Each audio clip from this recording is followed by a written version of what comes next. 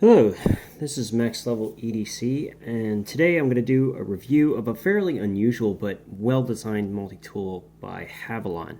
It's called the Evolve. This multi-tool is something that I've had my eye on for a little bit of time, but when I went to look at it the first time, the price point was a little high. I think it was in the $80 range, which puts it into the top tier multi-tool category as far as price is concerned. It's since dropped $20. Is now I got this one for $64 on eBay, which is fairly reasonable. And after looking at it, I gotta say it's worth that money. There are definitely a few design quirks, but it does what it says it's going to do. Its fit and finish is actually fantastic. I'm going to try to do my best to show you just how good it is, and then we'll go over some positives and negatives and why you may or may not want it. Okay, so first off, let's talk about dimensions. I'm going to try my best to give it a fair representation. You can see it's only slightly thicker, believe it or not, than the Scalpel. And these are lined up on top of each other. And because of that, it's actually much more pocketable than I think a lot of multi-tools are. My blade came tightened very nicely. It was not over tightened, so it became a dangerous process to open it up.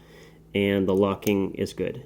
I've seen a couple of videos where the locking this bar didn't come up all the way, but the lock is really nice and tight. There's a little bit of overhang by this pivot so that if it ever goes higher, it'll be stopped. And yeah, and it held up pretty good.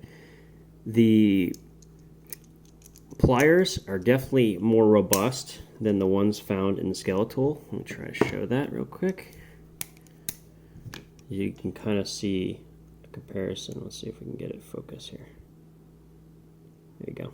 It's a little thicker, and they are definitely a different shape. These are blunt nose, and these are needle nose. Well, they're not exactly needle nose, but they're definitely a finer point. Okay, now personally, I'm not a big fan of blunt nose in this form factor. When you're talking about a Gerber blunt nose, you can apply a lot more force because of the shape of the handle to that particular plier than you would be able to with this. And this is really a plier head that would be best served with a lot of pressure, and it's just very hard to do, which brings up probably my biggest negative with this tool, which is the ergonomics. Squeezing the tool when the pliers are open is quite painful. Now this part is very easy to do, but when you're actually putting pressure, there are a ton of hot spots. There's this tab, there's this component here, there's the sharp edges here. They are rounded, but they are still very narrow, so they do pinch. This little gap becomes an issue as well, this little corner.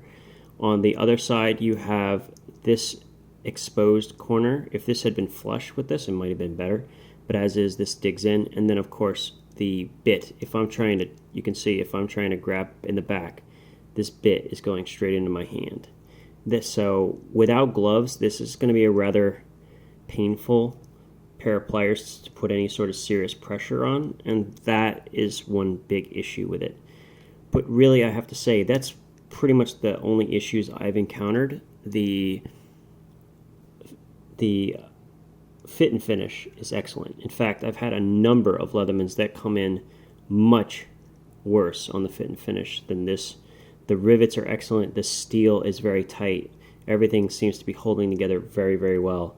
Honestly, very impressive. Very, very impressive. At $60, I would definitely say still worth it, especially because this is a tool that you can carry in your pocket easily. It has a unique blade, and when you are carrying a pocket knife as potentially an independent tool in addition to this, you might want something that gives you a very different functionality, and this blade does that. But more than that, this is technically a tool that you could carry on an airplane. If you didn't know, the rules for cutters is the blade itself cannot be exposed. So this is not considered something that the TSA cares about, because the actual blade is embedded inside and it is not a cutting hazard. And once you take this blade out, that's the only component that is actually an issue on this tool. this would be a TSA-friendly tool to carry. That's something to be, you can think of. If you're a teacher or you're somebody who has rules where you're not allowed to carry a blade, this is something you can store the blade in, say, this container, which it came with saw blades, and then put it back in when you get out. That is something to think about. Now, there is one issue that I encountered which no one had mentioned, and that is the bits. Now, the bit itself that it comes with is pretty good quality, but it runs into one big issue. Let's see if I can find it. There are indentations on this bit that help it lock in with the, of course I can't find, here we go. Help us lock in to the tool. Now you can see the length here on this standard size hex bit. Now if you compare it to where it matches up with this one, you can see there's about, let's say, 1/4 of an inch difference in the length. So if you were to put this in, which I will demonstrate, and just wait till it locks up, you'll hear the click right there. That is very solid, but unfortunately there's more space behind this, as you can see. So it would have been nicer if there was less space and this was actually made similarly. But I can tell why. If they had done so, they couldn't have made a double-sided bit like this. I feel like they did themselves a disservice trying to go through this effort with a double-sided bit. It simply should have included 2 separate bits. And then you would have had the locking mechanism designed for the standard hex bit, and then you wouldn't have to apply some sort of creative way to make sure that it locks appropriately. And this is particularly obvious when you use a bit that has like this style. So going all the way in, it's fine, but the lock really would apply closer to there if it was more towards a normal hex bit. And you can see that when I apply it, when I look, you can see they kind of line up that same way. So you can see it comes right after that rounded area, so that would have held much nicer. Now, does it going to hold? Yeah, of course it's going to hold, but I hate it when it shakes a little bit, and that's kind of annoying to me. It's still going to work great. Now, this is something that I hope you guys will appreciate, and something no one talked about is, in addition to working with a standard hex bit, this actually holds, in fact, I think it holds the Leatherman bits even better. Well, it definitely holds it better than the Wave bit exchanger, but it might even hold it better than the Scalpel exchanger. It holds the Leatherman bits, and in this orientation. So if you're looking at it this way, you're going to put it straight in, and it holds, I mean, really snug. I actually have to lift the lever in order to get it in, and it's not going anywhere. The same thing goes with the extension, no problem. And actually it's very, very solid. So this would be a way to extend it. And unlike the Skeletal, you have to bend the metal inside here in order to fit this in a closed position. This actually extends. This is the actual closed position. You can see if I pull this out, it's the same. So I can actually use this closed, which is wonderful. It's not something that works particularly well on something like the Leatherman Signal. In order to use the bit on this one, you have to do something kind of strange. You have to, of course I'm trying to do this through a few funners, so it's not as hard as it looks. And you can see the problem here. It's not ideal. Most of the time when you're using the Signal, you're going to want to hold it kind of like this, which it's not always something I want to do. That is one negative. Now, I don't use that often with the Signal, but it's something to think about. It's one of the reasons why I use this quite regularly. This doesn't have any of those issues. So certainly something to consider. It is a bladeless, blunt nose plier, definitely pocketable. It works with the Leatherman bit kit. It will work with standard hex bit kit. If you use a converter to a smaller 4mm size like I have here, you can go to even smaller bits, and you can leave this just like that. So now you're ready to rock and roll with the smaller bits. Just stick them straight in, bam. And it does extend past, so you could certainly use it without doing anything else. So there you go. You have a lot of functionality here.